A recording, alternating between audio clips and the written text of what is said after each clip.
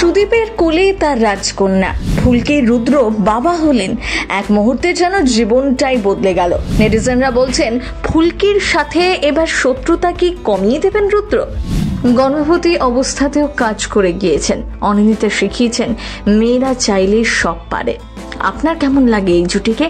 Comment বক্সে লিখে জানান আমাদের। মেয়ের জন্মের খবর ভাগ করলেন অনিন্দিতা একটা ফটো কার্ড শেয়ার করে। সেখানে একটা ছোট্ট বাচ্চার হাড়, সঙ্গে একটা হার্টের ইমোজি, আর লেখা রয়েছে মার্চ 2025। সুদীপ ও অনিন্দিতা 2022 সালে প্রজাতন্ত্র দিবস অর্থাৎ 26শে জানুয়ারি বিয়ে করেন অনিন্দিতা রায়চৌধুরী আর সুদীপ সরকার। 3 বছর পর টলিউডের এই দম্পতির কোলে এলো তাদের প্রথম সন্তান, ফুটফুটে এক রাজকন্যা। যদিও দম্পতি বেশ কয়েকটি পোষ্যর মা বাবা। গর্ভাবস্থায় 8 মাস টানা কাজ করেছেন অনিন্দিতা। তাকে দেখা গিয়েছিল তেঁতুল পাতা ধারাবাহিকে। প্রসবের সপ্তাহখানেক আগে ফেব্রুয়ারি মাসের মাঝামাঝি সময় এসে কাজ থেকে বিরতি নেন। শেষ দিনে শুট হওয়ার আগে তেঁতুল পাতা টিমের পক্ষ থেকে আইবুড়ো ভাতও দেওয়া হয়েছিল অনিন্দিতাকে।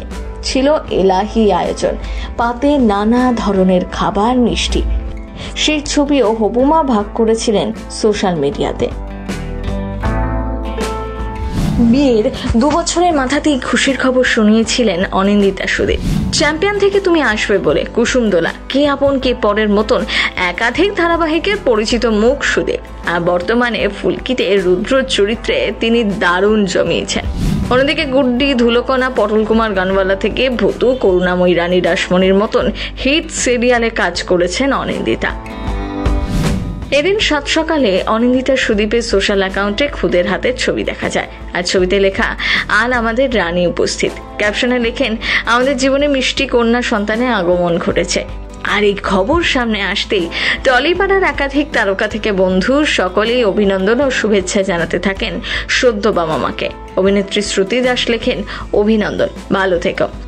অভিনেত্রী মিশমি দাসও শুভেচ্ছা জানান। গৌরব চট্টোপাধ্যায়ও জীবনের নতুন অধ্যায়ের সূচনায় শুভেচ্ছা জানান দুজনকে।